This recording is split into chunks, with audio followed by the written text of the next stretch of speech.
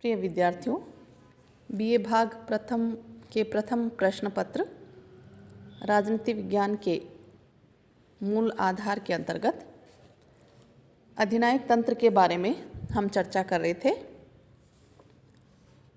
लोकतंत्र के विपरीत अधिनायक तंत्र ऐसी शासन व्यवस्था जिसमें एक व्यक्ति या व्यक्तियों के समूह के शासन से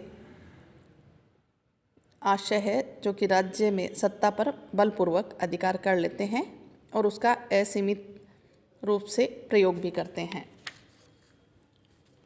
अधिनायक तंत्र एक ऐसी शासन व्यवस्था जो कुछ महत्वपूर्ण कारणों से पूरे विश्व में अस्तित्व में आई, जैसे संसदीय संस्थाओं के प्रति अविश्वास उत्पन्न हो गया था विश्व युद्ध के बाद। कई देशों के लिए प्रजातंत्र नया था, इसलिए भी वो असफल हो रहे थे उसे समझ पाने में या व्यावहारिक रूप में उसे अपनाने के लिए।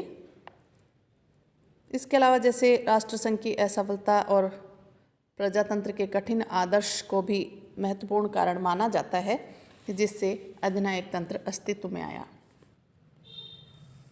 उसी क्रम में हम आगे बढ़ते हुए अधिनायक तंत्र के मुख्य लक्षण कौन से हैं या उसकी विशेषताएं कौन सी हैं उसके बारे में चर्चा करेंगे। अधिनायक तंत्र की सबसे पहली विशेषता सर्वाधिकारवाद होता है।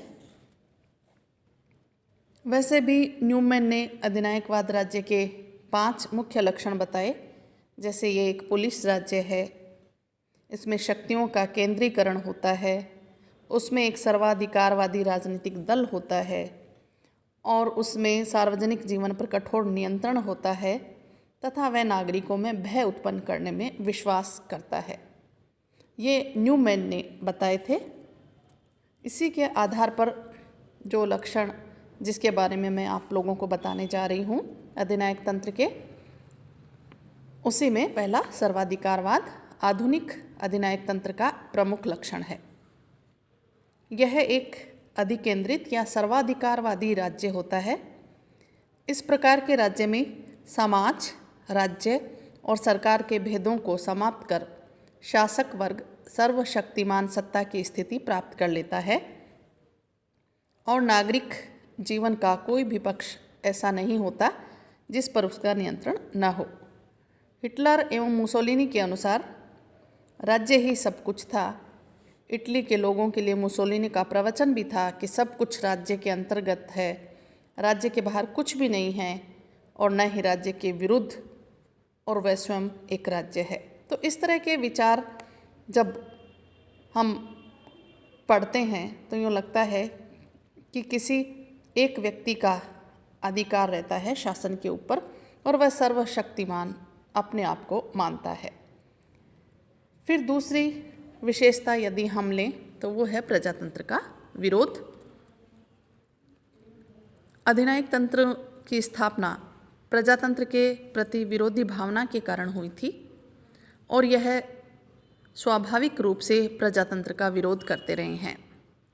इन अधिनायकों और उनके समर्थकों के अनुसार लोकतंत्र एक सड़ा हुआ शव और संसद केवल बकवास की दुकानें हैं। सर्वहारा वर्ग का अधिनायकवाद भी लोकतंत्र को घृणा की दृष्टि से ही देखता है। तो ये एक ऐसी शासन व्यवस्था है जो प्रजातंत्र का विरोध करती है, क्योंकि उनके अनुसार इसमें अनुशासनहीनता होती है। तीसरा लक्षण या विशेषता एक दल, एक नेता और एक कार्यक्रम है। तो वर्तमान समय के वामपंथी और दक्षिणपंथी दोनों ही प्रकार के अधिनायकवाद एकदलीय राज्य में विश्वास करते हैं तथा स्वयं से संबंधित राजनीतिक दल के अतिरिक्त अन्य राजनीतिक दलों के अस्तित्व को ही स्वीकार नहीं करते। अधिनायकवाद में एक ही व्यक्ति आवश्यक रूप से सर्वोच्च नेता होता है, जिसे राष्ट्रीय एकता और सम्मान के प्रतीक के रूप में श्रद्धा और विश्वास का पात्र माना जाता है। इस नेता को सभी बातों के संबंध में अंतिम निर्णायक शक्ति प्राप्त होती है और उसके शब्द ही कानून होते हैं। अधिनायक तंत्र के अंतर्गत शासक दल का अपना एक निश्चित कार्यक्रम होता है। तो इस तरह ये एक ऐसी शासन व्यवस्था है अधिनायक तंत्र जिसमें एक दल, एक नेता और एक कार्यक्रम में विश्वास इनका रहता है और यह व्यक्तिगत स्वतंत्रता का शत्रु होता है। आधुनिक अधिनायक तंत्र की यदि हम बात करें तो एक व्यक्ति या एक दल का शासन होता है और इसीलिए वह राजनीतिक विरोध को पसंद नहीं करता और व्यक्तिगत स्वतंत्रता का शत्रु है।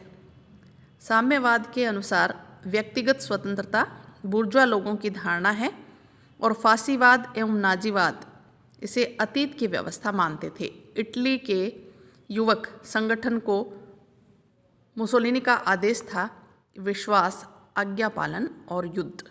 तो हिटलर कर्तव्य, अनुशासन और त्याग इनमें विश्वास किया करते थे और उनका ये कहना था कि मेरे प्रति विश्वास रखो, मेरी आज्ञा का पालन करो। ये हमेशा उनके विचार रहे हैं और उनके विचारों के मूल मंत्र भी रहे हैं।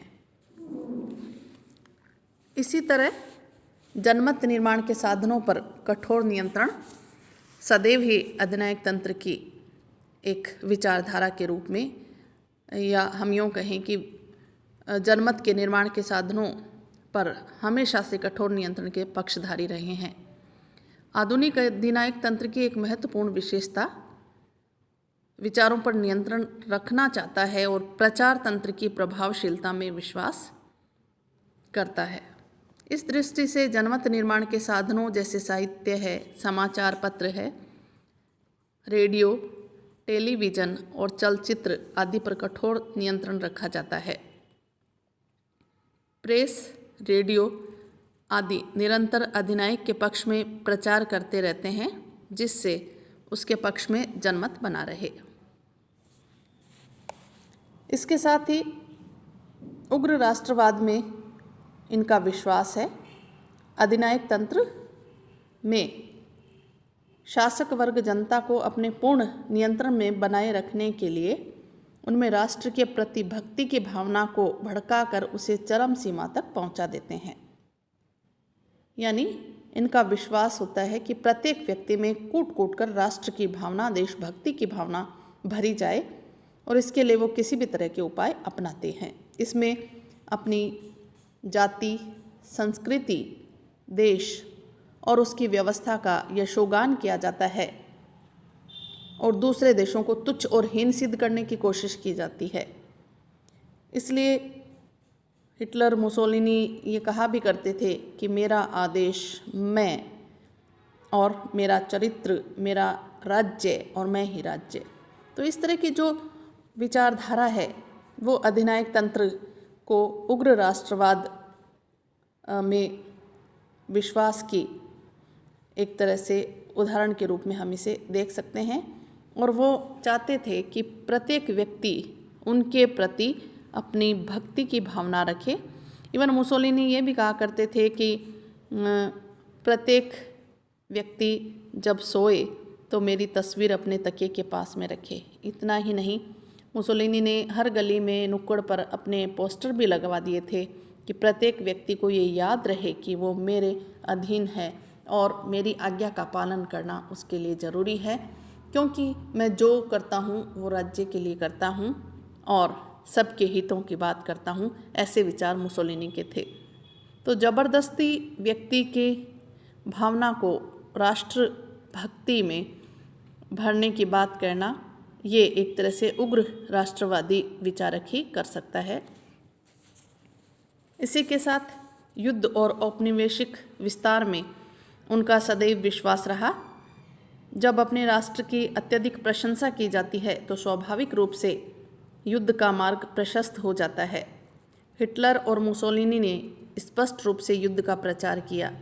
हिटलर कहा करते थे कि पुरुष के जीवन में युद्ध का वही स्थान है जो स्त्री के जीवन में मातृत्व का है। तो देखिए बच्चों, कितना अधिक वो अपने राज्य के विस्तार में उनका विश्वास था। और युद्ध, क्योंकि वो कहा भी करते थे कि युद्ध किया जाना बहुत ज़रूरी है, अन्यथा राज्य समाप्त हो जाएगा। इन तानाशाहों ने अपने देश की आर्थिक उन्नति और अपनी महत्वाकांक्षाओं की पूर्ति के लिए औपनिवेशिक विस्तार की नीति अपनाई। मुसोलिनी ने कहा था कि साम्राज्यवाद जीवन का चिरस्थायी और अक्षुण्ण नियम है, इटली का विस्तार होगा या अंत। यानी इनका ये मानना था कि युद्ध करो और युद्ध के द्वारा अपने राज्य का विस्तार करो, अन्यथा वो राज्य नष्ट हो जाएगा, समाप्त हो जाएगा। तो अधिनायकवादी शासन व्यवस्था हीगल आदि आदर्शवादी दार्शनिकों के राज्य की सर्वोच्चता के सिद्धांत पर आधारित है और इसके अंतर्गत मानव स्वतंत्रता के सिद्धांत को स्वीकार नहीं किया जाता है।